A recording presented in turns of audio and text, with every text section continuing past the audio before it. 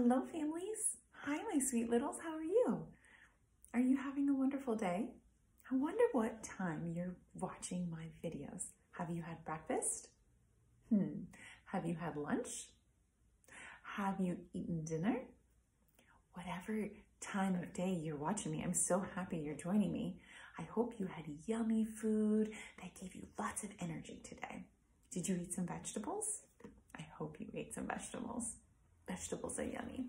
We are going to be reading one of Joshua's loved books from when he was younger. This one is called Midnight Farm, and this is by Carly Simon. And Carly Simon is a songwriter and a singer, and then now an author.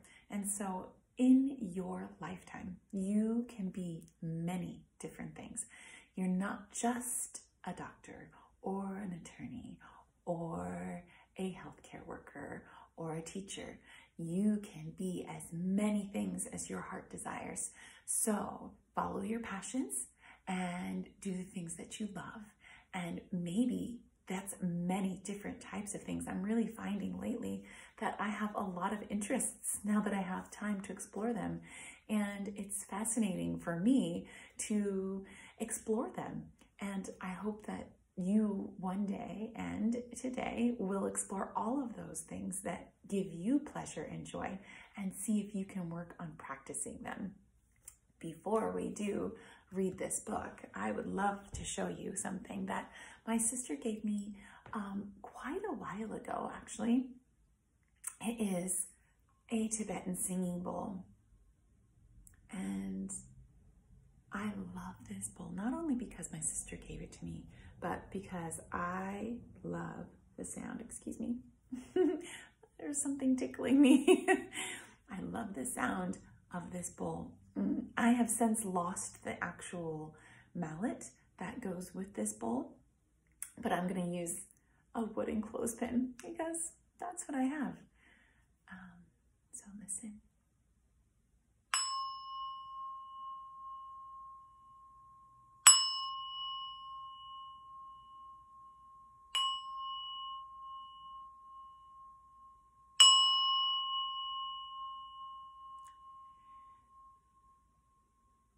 Now, with this bowl, I believe that if I was to ring it and then circle the correct mallet around, it would actually sing for longer.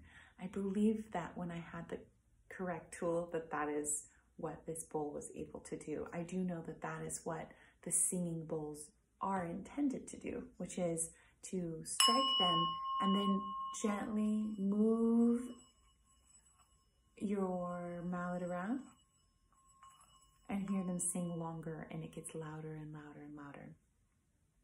I wish I could be able to make this one sing for you right now, but it'll have to do with just a, it's a lovely sound, don't you think? I think so too. Okay, well, let's put on our lavender oil and take in some deep breaths. And since we've already had our sound that we love, now we're getting our smell that we love, or at least I do. Okay, everyone, we're going to take a deep breath to calm our bodies. I definitely need it, so I'm going to ask that you come and join me with this as well. I'm going to do an inhale for 5 seconds like we always do, and then we're going to exhale with our open mouth and let it all out for 5 seconds. Ready? Inhale. 1, 2, 3, 4, 5. Exhale. 1, 2, 3, 4, 5. Lovely. Let's start our book. Midnight Farm by Carly Simon. Now, do sheep wear clothes? No. Do sheep dance? Maybe, but they don't usually dance like this. So what I'm asking you is to use your imagination.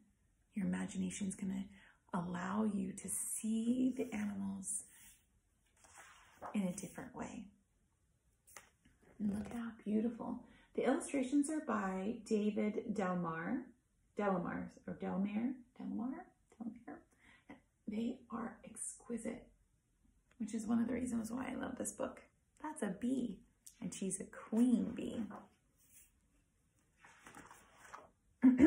There's a farm that I know unlike any other farm. As the sun goes down, the air gets warm and the birds wake up and the wildflowers bloom and the sheep jitterbug under a round rolling moon. And that's just the beginning. Now the rest will unfold. It was the summer Noah and I turned 5 years old. Have you turned 5 years old yet? Some of you have.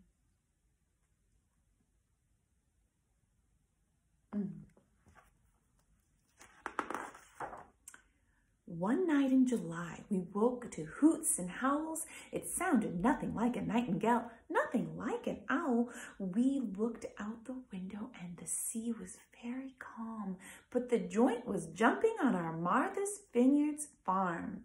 Just when you expect every living thing to doze, vegetables and flowers were putting on their clothes. Look at how beautiful. Do you see all the vegetables and flowers? And look, there's a rabbit and she's dancing. How very interesting.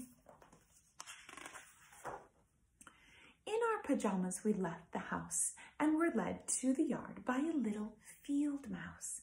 In a squeaky clear voice, she said, "Kids are allowed. You'll be rather amused. You'll be part of the crowd."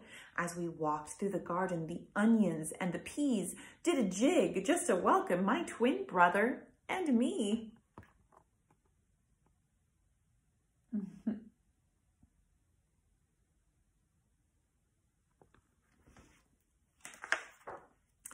And while nothing can sleep like a cantaloupe can, nocturnal snoozing was not part of the plan. A flock of flamingos woke the dear melon with their chattering, bickering, yowling and yelling.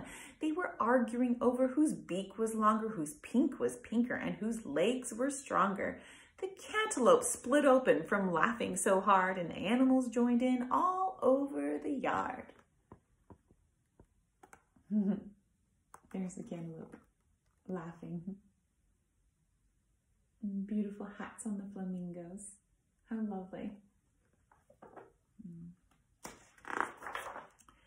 They came from the barn and from the neat flower beds and from those winding little furrows where moles poke their heads, raccoons checked their hairdos, mosquitoes revved their whines, while weeds, usually messy, formed tidy straight lines. Looks like the songs are about to begin, the field mouse informed us as she raised her mandolin. Come meet the tulip who conducts the midnight choir. He's an old fuddy-duddy, but he's about to retire. Oh boy, can you see? Here's the mouse, and she has her little mandolin, which is like a little tiny guitar. It's different, of course. And here's the raccoon checking the hairdo.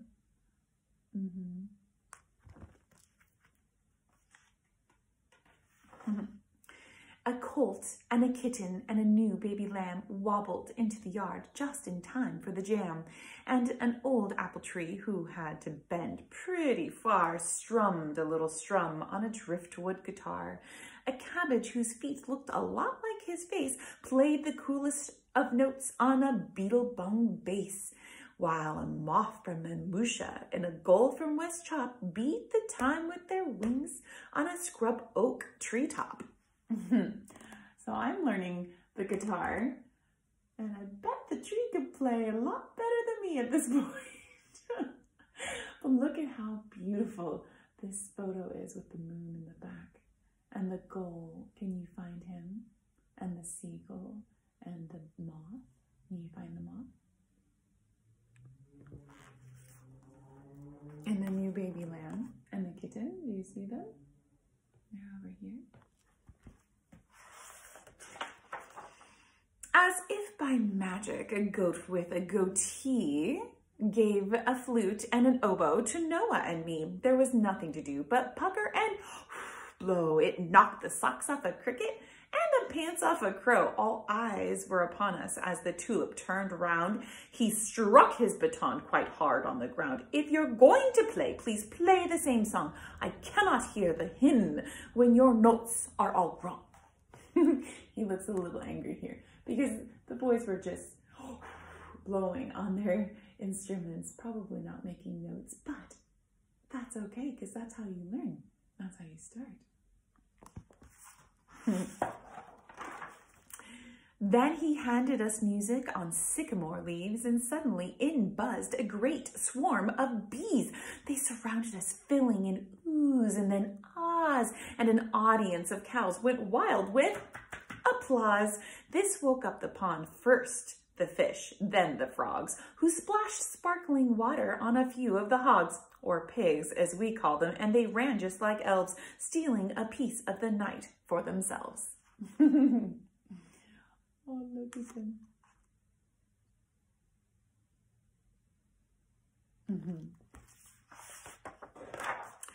Joining in on the fun, a fox on a tractor wore a hat with a brim like a Hollywood actor. He tried to round up the pigs like some rough cowboy dude, but it frightened the roses and the bees thought it rude. Noah feared we'd get stung. The queen bee looked so mean when we got tangled in her wide crinoline, so in her dress. We'll see it in a second. We saw it in the very beginning. Look at the tractor. It's chasing after the pigs.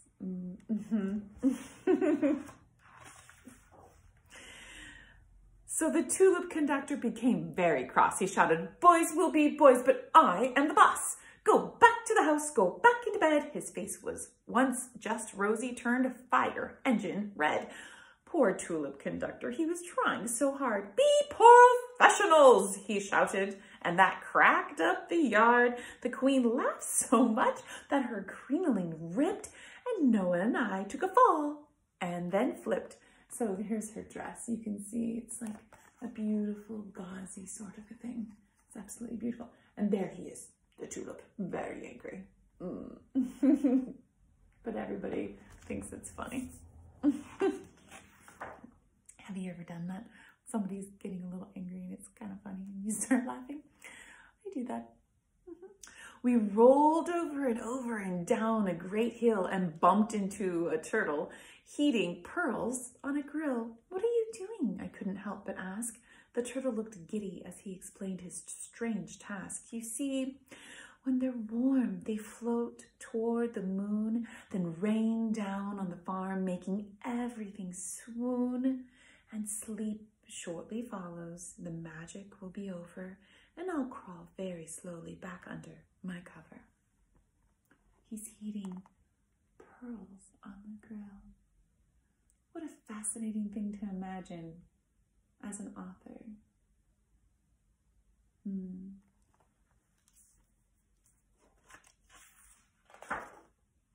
Just then a dolphin with a silver green eye jumped out of the ocean and continued to rise. As we gazed at the sky, the wind caught the pearls, and I knew that it signaled a change in the world. Noah started to cry. He didn't want it to end. He said that the turtle was going to be his best friend. And as the pearls turned to mist, it all seemed so weird. We looked back at the turtle, but he just disappeared.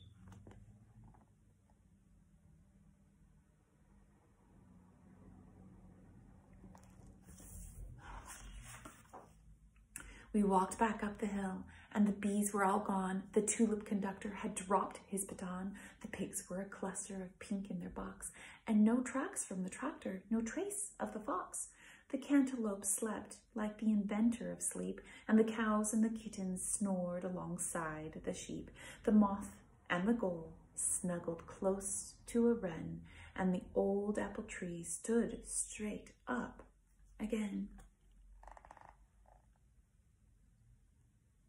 And they're all back to normal.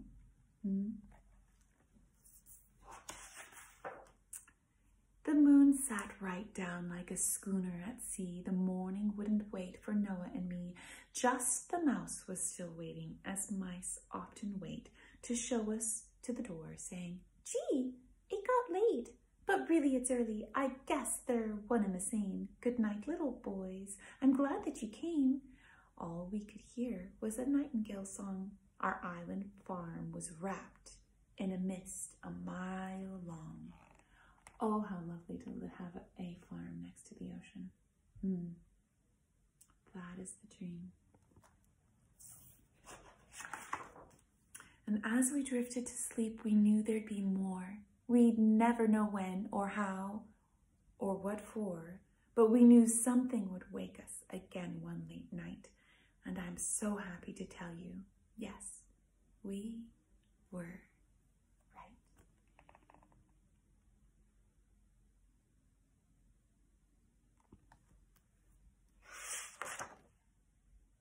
Bum, bum. Thank you for joining for this beautiful book. Please use your imaginations today and write a book. I love you.